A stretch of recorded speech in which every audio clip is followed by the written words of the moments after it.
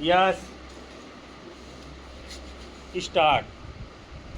आज का समय तकनीक का है और इसका मौन एवं सबसे प्रभावशाली चेहरा है एल्गोरिदम। यह मशीनी तंत्र हमारी पसंद, जिज्ञासा और यहाँ तक कि हमारे ज्ञान को भी आकार देने लगा है।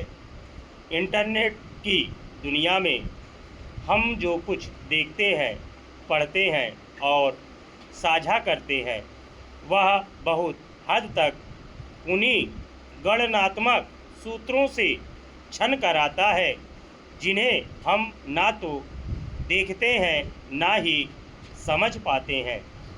बीते कुछ वर्षों में स्मार्टफोन और सस्ते इंटरनेट के रूप में लोगों के हाथ में एक अभूतपूर्व शक्ति के साथ अदृश्य खतरा भी आया है, जिसने हमारे ज्ञान की धारा को ही बदलना शुरू कर दिया है।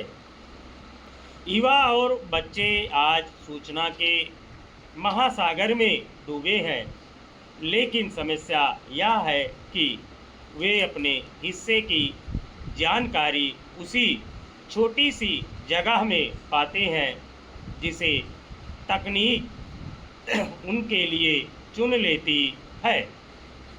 उन्हें लगता है कि वे स्वतंत्र रूप से ज्ञान एवं सूचना खोज रहे हैं, जबकि वास्तविकता यह है कि वे एक ऐसे डिजिटल गलियारे में चल रहे होते हैं जिसमें रास्ता किसी और ने तय किया होता है।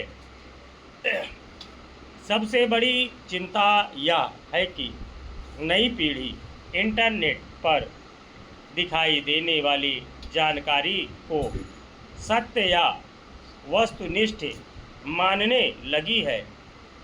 पहले का समय ऐसा था जब किसी बात को सही साबित करने के लिए पुस्तकें खंगालनी पड़ती थी, विशेषज्ञों से संवाद करना पड़ता था या शोध पत्र ढूंढने पड़ते थे।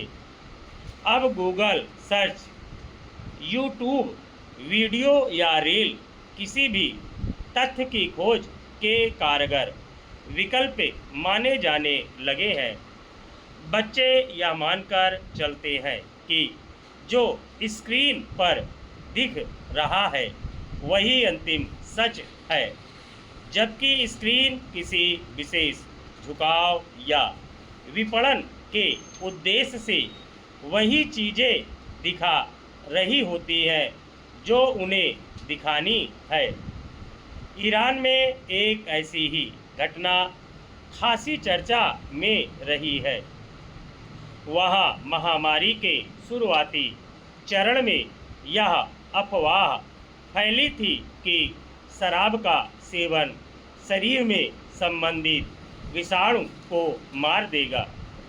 मीडिया रिपोर्टों के अनुसार इस अफवाह की वजह से कई लोगों की विषाक्त मिथाइल अल्कोहल पीने से मौत हो गई और कई लोगों की आँखों की रोशनी चली गई।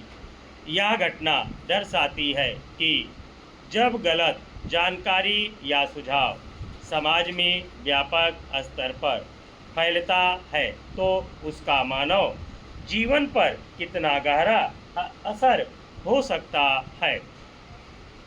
दरअसल सोशल मीडिया के एल्गोरिदम इस तरह डिजाइन किए जाते हैं कि वे हमें वही दिखाएं जो हम पहले से पसंद करते हैं या जिसके समर्थन में हमने पहले कोई संकेत दिया हो।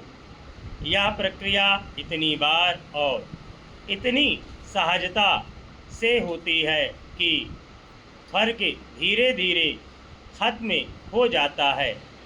अगर कोई व्यक्ति किसी मुद्दे पर पहली बार कुछ एक तरफा सामग्री देखता है तो वह मंच भविष्य में उसे उसी तरह की और अधिक सामग्री दिखाने लगता है।